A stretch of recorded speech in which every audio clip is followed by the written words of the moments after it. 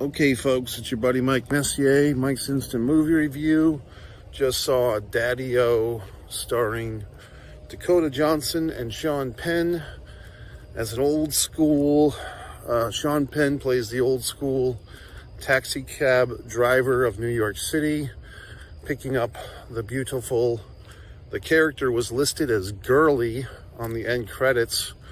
Dakota Johnson's character, who I guess we never really get her full name, but she's listed as Girly, and the end credits. Should you see it, should you not? Depends.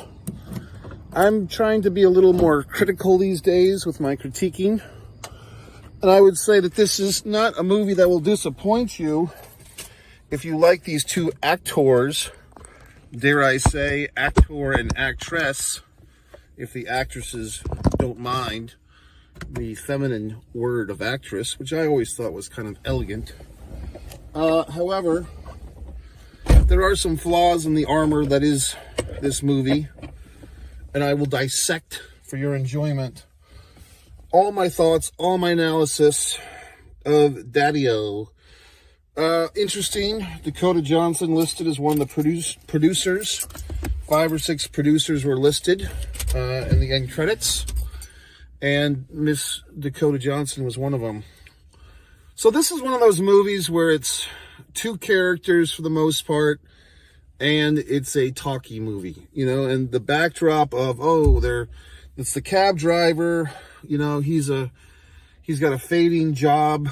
They talk openly about the taxi cab world is, you know, besides New York City and some other top cities, at least here in the US of A, you know, Link and Uber, they don't mention those companies, but we know what the deal is. His job is kind of a dinosaur that's on its last little hind legs. And this is what probably kept my attention for the first hour of the movie, is quite simply, Dakota Johnson is, in my opinion, one of the most lovely people, women, faces. I think she's just very sexy, very pretty. Her eyes are very luminous. And of course, we all got to know her sexability in the Mr. Grey movies, the 50 Shades of Grey and the 50 Shades of Fucking and all these wonderful things. But she holds up. She's a good actress. She was in the Peanut Butter Falcon or whatever the fuck. She was in that movie last summer that everyone shat on, the Madam Grey or the Black Web or whatever the fuck. I thought it was fine. I thought for a superhero movie it was fine. I think Dakota Johnson is quite talented, and I think that she just is one of these people, you know, like, who else? Who's that Emily lady, the Australian one? Not Emily Mann, but the actress with the blonde hair. She was just in the fucking whatever the fuck with Ryan Reynolds. Emily, who's in the Quiet Place movies, you know. There's these actresses, Naomi Watts. Who did I see the other night in that movie? Oh God, Sienna Miller. I mean, there's just some of these women that could fucking eat a bowl of cereal and you'd watch the movie. Let's be honest. So I kind of put Dakota Johnson in that rarefied air, okay? Very pretty. And a lot of the movies, entertainment, is just her, like, dolling up her face with her makeup, and she's touching her lips and so forth. That being said, you know, in an early part of the dialogue exchange, Sean Penn plays his character's name is Clark, but he says he wish he was born a Vinny, and then at the end of the movie, lo and behold, just when I'm tapping out of this fucking movie, he says, Mikey, I wish I was a Mikey. And then our girlie calls him Mikey, and I'm sitting there like, oh, gee whiz. You know, so one of those things. Sean Penn is Sean Penn. You know, he's got to be pushing 60 years old, still looks good, great shape. And I've said this in other reviews. There used to be this time when if you had like a Richard Gere or a Sean Penn or, you know, name your actor, you know, Paul Newman or whoever the fuck, and there was some young starlet in the movie, these guys would still be trying to fuck the young starlet in character, right? But now I guess we're getting to the point with our society where these characters are now like the father figure. Okay, fine. So now the Sean Penn is not the partner of the young, beautiful Dakota Johnson, which is fine. He's the father figure, yet the movie's called DADDIO because the whole one of the recipes of this movie is that her character is the mistress of a married man, and Sean Penn is basically diagnosing her as having daddy issues. That's the goddamned movie. I'm not making this shit up, okay? So we get into some familiar territory, and it's like, oh my goodness, the director and I think the screenwriter and one of the many producers was named Christy, which I'm assuming was a female name. And basically it's like, oh, these are such timely and edgy conversations about men and women. And there's like a fucking 20-minute segment of this movie, which I guess, they figured, well, this is our deep dramatic moment. So instead of driving the cab is stuck at a accident. So there's like, convenient for like Sean Penn to kind of turn around and like push that little window thing as the cab driver and look at our lady there, Dakota, look at her right in the face and diagnose her with all her daddy issues. And it's like, oh, well, this is so relevant because a woman wrote this or a woman directed this film and, whatever the fuck. I mean, basically, a lot of the verbiage, i.e. dialogue, is stuff that we've heard in different ways, going back to When Harry Met Sally, Men and Women Can't Be Friends, or take your 1980s comedian or your 1990s sitcom or whatever the fuck else we've seen, where it's like the differences between men and women. Men just want to fuck. Women want a relationship. It's the same old goddamn quantified horse shit mentality that we've been hearing. Men are from Mars. Women are from Jupiter. Whatever the fuck. We've heard all this horse shit before in different ways, in different plays, in different movies, and different other things. You know what I mean? So it's the same old thing. Not saying that it's inaccurate or whatever the fuck, but it's just we've heard it. We know it. We get it. You know what I mean? She's the young woman taking on the world.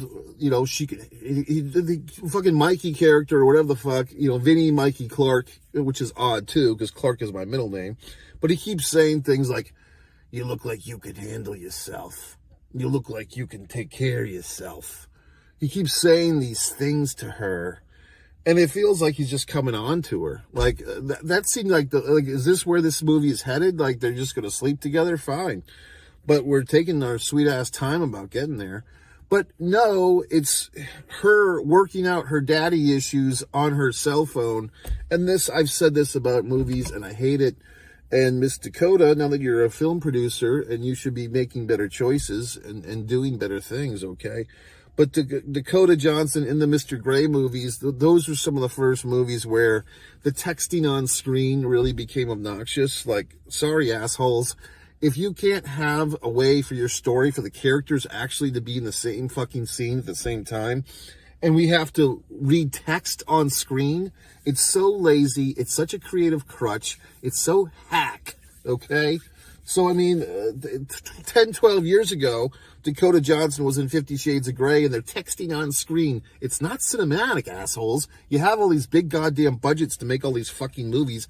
I'm making wonderful movies for a fraction of the price on one man and a camera films, and you don't see me putting goddamn text on screen because I'm not a lazy writer, okay? It's not cinematic. It's not entertaining. And early in the film, our cabbie guy there says, it's nice that you ain't on your phone. And she says, what? It's nice. You don't have to talk or nothing.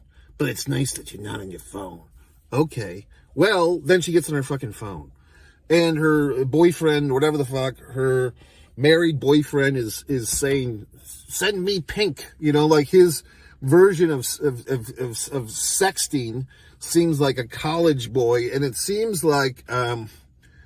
It seemed like to me, before she revealed that this was the married man that she's fornicating with, it seemed like she just had some random dating app, thing going on that they hadn't even met yet, because the dialogue in the text was so juvenile and stupid.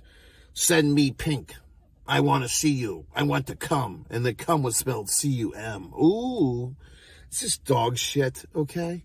So it's like, all right. And then, lo and behold, he sends a dick pic, which, lo and behold, we see a penis, a fucking penis in this dick pic in this movie. So it's god-awful. So anyway, folks, and she doesn't even seem to get her lesson because, you know, he pulled over at the fucking accident scene and gave her this 20-minute direct-to-camera lecture about how she's got these daddy issues and how, you know, the married man just thinks of her as a toy, and the boy that dies with the most toys wins, and she's just an ornament to the fucking Christmas tree that is this guy's life. But yet, you know, a few minutes later, she's still sexting him up, and, you know, he's saying, I love you too, and all this horseshit. The married man. This is another element of the movie that I'm going to get into right now, which is the character that is not there, but we all are supposed to give a shit about. And this you've seen in many movies, and I never think it works. I think it always hampers a movie. And some movies have pulled it off, and some haven't. Was there a movie Rabbit Hole with Nicole Kidman and Miles Teller? I don't even know if I've seen the whole thing, but it's about a car accident or some such thing, you know. But there's like movies where we don't see a character, but that character is kind of like the star of the story or a major participant. And it could be a dead relative. I've mentioned this before, the age-old, you know, dead parent, dead child, dead sibling, you know, the ominous ghost that floats around. Guess what, everybody? Everybody dies. Everybody dies, and everybody knows people that was once alive and now are dead. And we all live with ghosts. Ooh. So it's like, okay, so you have the dead person, or in this case, you have the asshole on the other end of the text, which we get to see his penis. I suppose we should be happy. But we don't see his face. We don't have any connection to this guy. We hear about his kids and his wife, and we're supposed to give a happy horse shit. But really, I'm just thinking, well, she's just another young woman who knows that she's wasting her time with a married man and is a house disruptor, but she's doing it anyway. So why should I care about this woman?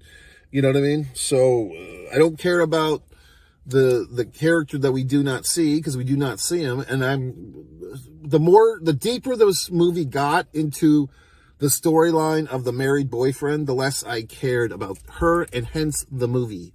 And I guess that's supposed to be the whole big lesson, I guess, is, oh, you know, women, listen up, because if you're just being used by the married man, it's like, okay. But, you know, if you wanted to do that type of movie, it might help to actually see the married man on screen and see his wife and his kids. But it'd be a totally different movie. It wouldn't be these talking heads in a cab movie for an hour and a half, okay? So look, I'm not opposed to different movies can do different things, you know what I mean? And there was that movie with 15 years ago, Jamie Foxx and Tom Cruise, and they're in the cab for the whole movie, but then they do things, like things actually happen, and Tom Cruise is like some type of bad guy, and he's dragging, you know, Jamie Foxx around, who tries to get away from him. At least in that, there was like a lot of stuff happening. In this, there's not a lot of stuff happening. It's just talky. Now, like I said, you have, in my opinion, one of the most gorgeous women in the world in this movie, at least in famous world. I'm sure there's tons of people in every state of the country, in every country of the world. There's probably millions of women that look better. Well, maybe not a million, but there's probably a lot of women that are more attractive than Dakota Johnson. I just think she's very attractive. So her close-ups and the lipstick and the eyeliner and all that horse shit carries us a bit. And Sean Penn, great actor, but he's delivering this Eric Bogosian 1991, men are different than women, dialogue that we've all heard before, and it's just like, okay, same old goddamn lesson, same old goddamn horse shit. Men and women can't be friends. A married man just wants to fuck another woman. Blah, blah, blah. Okay, we get it. So anyway, I guess you can say I have mixed feelings. I feel like I started strong with this movie, and I finished weak. Because, like I said, the deeper we get into this thing, the less I cared. So I probably give it a 3 1/3. And most of that is due to performances. But Dakota, if you're going to be a producer, you need to make better choices for yourself as an actress, because this movie, in my opinion, did not do your talents justice as much as it could have. I think with this a tweaking of the script, it could have been a lot better. And also, dare I say, I don't know if they actually filmed in New York City. It seemed like they did. But I feel like it's probably very expensive to film in New York. If they had filmed in Toronto or whatever the fuck, or somewhere else, they could have afforded some other actors, some other characters, some other scenes.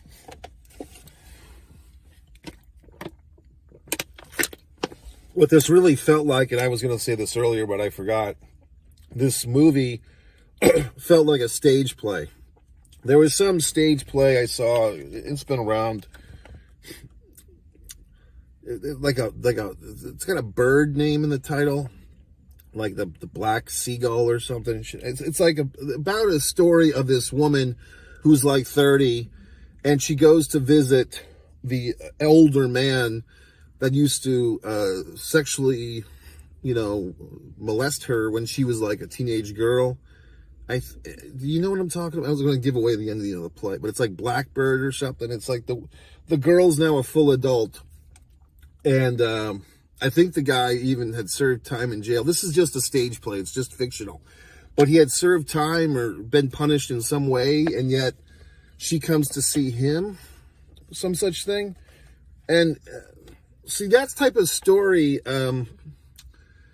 it can work in a stage play because, theater is different. You could have just two characters. They could just be talking for an hour and a half or 2 hours. And if you have some big, interesting story, and if you have the right actors to pull it off, it can be great. But when people pay their hard-earned money to go to the cinema, they expect more than just talking heads. And even a head as pretty as Dakota Johnson, and as an actor as accomplished as Sean Penn, and Dakota's accomplished as well. But people expect more from the cinema. I mean, we have all these things. We have cameras. We have locations. That's how you make a movie, folks.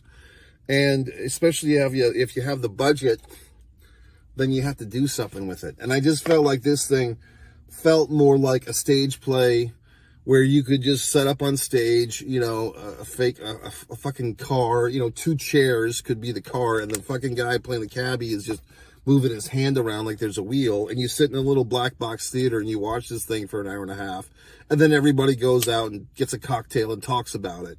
That's what it felt like. But instead, it's a movie like that, and it's just not good enough. I mean, yes, we have great actors, 2 great actors, and we have everything is well lit and well filmed and blah, blah, blah, but we don't, if these characters, here's a moment, if you do see this movie, when they're at that long stop, like the 20-minute, we have to stop the car so Sean Penn can deliver his little life lessons monologue here. And they finally drive by the accident, and then we see like the remains of the car accident. First of all, they could have shown the actual accident. The accident could have happened in real time instead of us driving by it.